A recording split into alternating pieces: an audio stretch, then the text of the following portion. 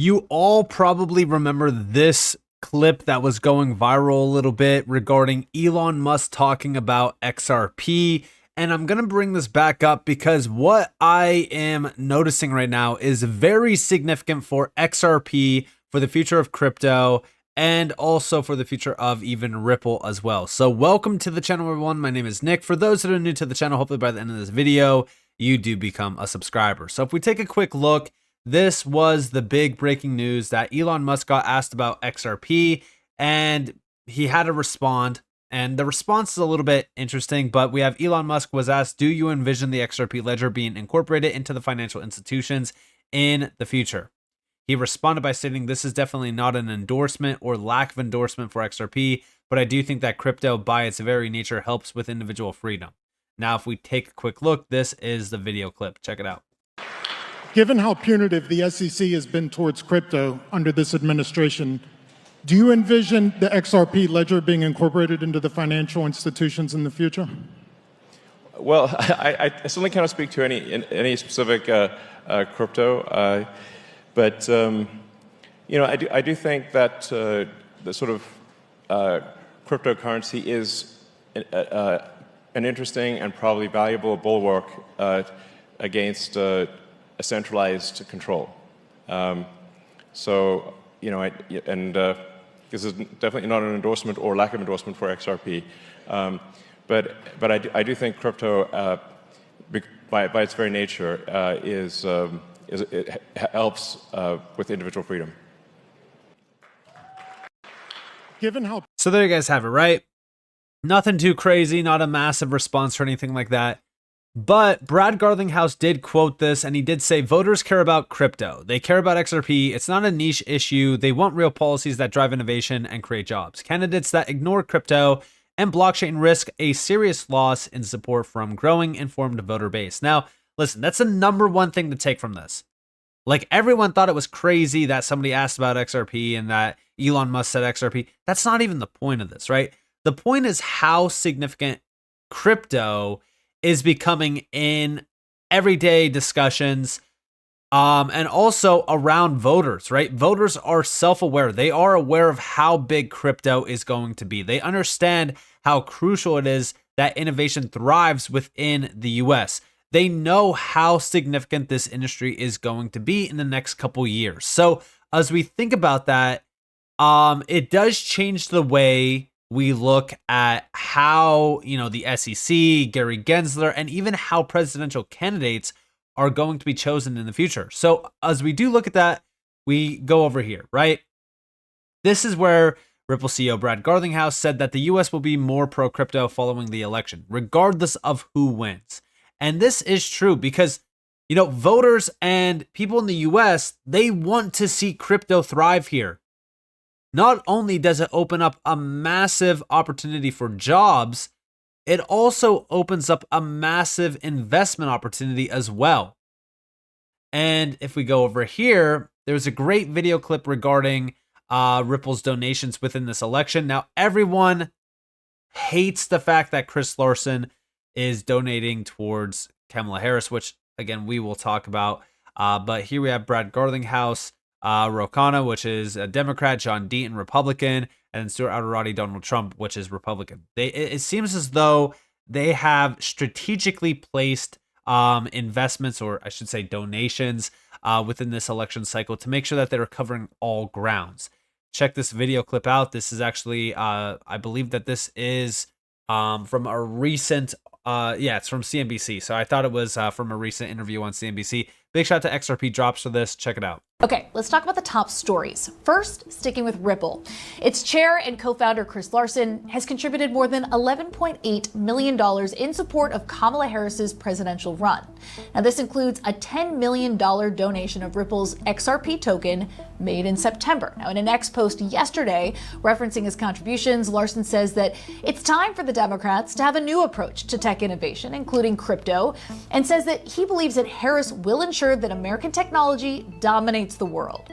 Larsen has emerged as one of the largest individual donors within the industry for this election cycle. Now, others within Ripple Labs have also made contributions in support of candidates. CEO Brad Garlinghouse donated to PACs and candidates, including California Representative Ro Khanna and John Deaton, the Republican running for Senator Elizabeth Warren's seat in Massachusetts. The company's chief legal officer, meanwhile, Stuart Alderoty, has donated to the Trump 47 committee. Next, now, for everyone that was scolding, Chris Larsen about the Kamala Harris donation, we're going to talk about that, right?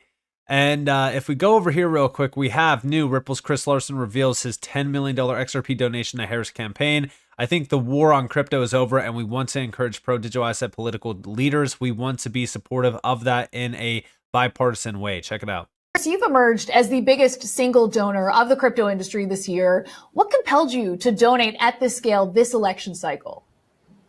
Yeah, again, first, thanks for having us today. Well, look, there's been this really misguided war on crypto that's been led by Senator Warren. And I think everybody has realized that that was a huge mistake, that just resulted in sort of giving leadership to Singapore and London when it should have been in the U.S. It didn't protect consumers. It allowed sketchy foreign operators like FTX to rip off American consumers. So that's been a failure. But I think the good news now is that we see this sort of bipartisan support from whomever wins the White House, whether it is the Republicans or the Democrats. I think the war on crypto is over. And look, we want to encourage pro-digital asset political leaders. And what we've done that on the congressional side through Fair Shake. That's a bipartisan super PAC. And I think it's really important that we do that in the presidential as well, particularly when both sides now we're going to see a sea change here. The war on crypto is going to be over one way or another, and we want to be supportive of that in a bipartisan way. And Brad Garlinghouse even did comment on this as well. We have over here, I respect Chris's and everyone's right to support whomever they think is best to lead the U.S. We need to immediately change course from this administration's misguided war on crypto. Ripple will continue to engage with both Democrats and Republicans in the final days of the campaigns and after the election to promote pro-crypto policies. It's not about party lines. It's about championing policies that drive blockchain and crypto innovation. So it feels as though they are doing this, right? They're investing, they're donating money so that they can support both sides, making sure that they are covering all the bases, regardless of who gets in, right? So this is very good for the future of Ripple. It's very good for the future of even, the entire industry as well. But even over here, we have Chris Larsen. We're really excited by Harris's economic message. It is a message on it's a message now of pro-innovation and making sure that our American champions dominate their industries around the world. Now, everyone has their own thought process when it comes to this. It doesn't really matter. The main focus here is that, Ripple is covering their bases, and we are moving away from the whole anti-crypto narrative. And I do believe that very soon after this election, we are going to see crypto erupt in terms of discussions, mainstream media attention, and I also think that we are going to see pro-innovation starting to erupt in the U.S. Nearly $12 million, mostly in XRP, to the Harris campaign. Why are you throwing your weight behind the vice president? Well, we're really excited by her economic message. It is a message now of pro-innovation and making sure that, our American champions dominate, their industries around the world. So I'm excited about that. I think the Harris, administration, look, their DNA is from the world capital of innovation right here in the Bay Area, that the place that's created more trillion-dollar companies than any place on the planet. She gets that. She grew up here. She knows people that founded these companies. So I'm just really, really confident that this is going to be a completely different approach than I think I'll just say it, the failed policy that the Biden administration brought when it came to crypto and digital assets, because frankly, I think they just weren't paying attention and they sort of outsourced it to Senator Warren, and it was a disaster. But that is not going to be how the Harris campaign approaches this. I'm extremely confident in that. So you guys have it. And then also, last but not least, we have Chris Larsen emphasizing that Gary Gensler has been the worst public servant in the country's history. Let me just say, I think Gary Gensler has been the worst public servant that we've ever had in this country. It's been incredibly damaging to this country. But look, I think we need to be really thoughtful here. I look at what sort of Reid Hoffman said about Lena Khan. He's a big contributor to the Dems. He said Lena Khan needs to go. That's spectacularly backfired, right? If anything, that probably ensures Lena Khan stays in that role. And, we could argue, the things that she's done, some good, some bad. But I'm not going to empower Gary Gensler to have any excuse, on what happens with his future. So I'm not going to comment on that. And I don't think donors should be getting involved in things like that, right? We're supporting the candidate, we're supporting her core values, and it is, her leadership that is going to, have to make decisions like that. Let me just say, I think. So there you guys have it. Now, also, what this is all leading to, right, is that immediately after the elections, the big question is, what happens next? Well, I personally believe that the SEC is finished. And when I say that, I mean that the SEC, after this election, is going to change drastically. We have over here from Chad Steiger, we have the SEC is done. As soon as the elections are over, plans will be set in motion to restructure the SEC and course correct to pro-crypto policies. They will drop the Ripple case and the Coinbase case. It's just a matter of time running out now. Now, do I believe this? Yeah, I actually do believe this. And the reason why I believe this is because as we look at all of these discussions, as we look at all of the comments around crypto regulations, and also even the moves happening right now in, the world around crypto regulations, it feels as though 2025 is the year of non-stop movement on getting global regulatory frameworks in place, which means all of these cases, all of the nonsense is going to stop. I completely agree with Chris Larsen, and I also even agree with Brad Garlinghouse. I think that we are about to see a complete change in scenery around crypto, even in the US, and I think that this is all going to happen with Gary Gensler finally getting the boot, regardless of Trump, regardless of Harris. We actually have here Bloomberg grilled SEC Chair Gary Gensler live on air. Trump would fire you. Gensler, Caroline, I'll let you go to your next question. I don't think that is a matter of Trump firing him or not. I think that regardless of who gets in, Gary Gensler is done.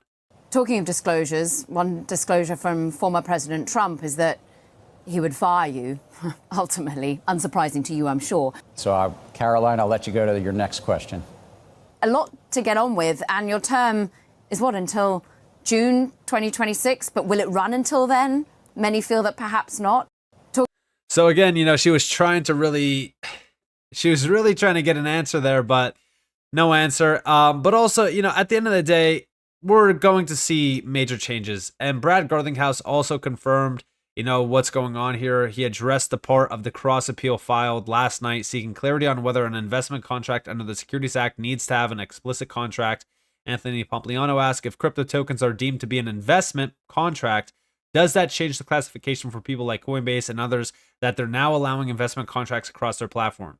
And Brad Garlinghouse said that if the SEC were to prevail on this point, it is a complete nightmare for the industry. It just pushes more of it offshore. So yeah, listen, what the SEC is trying to claim here is just ridiculous. And it's a matter of if the US wants to be a leader or not. And again, technology does not care about regulators. It does not care about policies that are forced upon an industry by, politicians like Elizabeth Warren that are obviously pro-banker. Technology doesn't wait for anyone or anything. So crypto is only going to continue to grow. And that's why it's so important that we do have pro-innovation. And I think that 2025 is going to be the year for it. And we're counting down the days to the election. I would argue that by the end of this year, we're probably going to start to see some moves being made. But as we really start to see the new president take, office, that's when we start to see major moves. So again, feels as though 2025 is probably the time that you really want to start paying attention to what's happening around the SEC, around these cases, because I think that we are going to see major discussions, heavy decisions as well being made in 2025 around the SEC, around crypto, around regulations, things like that. So definitely focus on that. And with that being said, I hope you guys enjoyed this video. If you guys did, definitely leave a like, subscribe, notifications on because more free content. You guys are more than welcome to follow me on Twitter and join the free Discord in the description below. And with that being said, guys, it's been Nick. Thanks for watching. Peace out.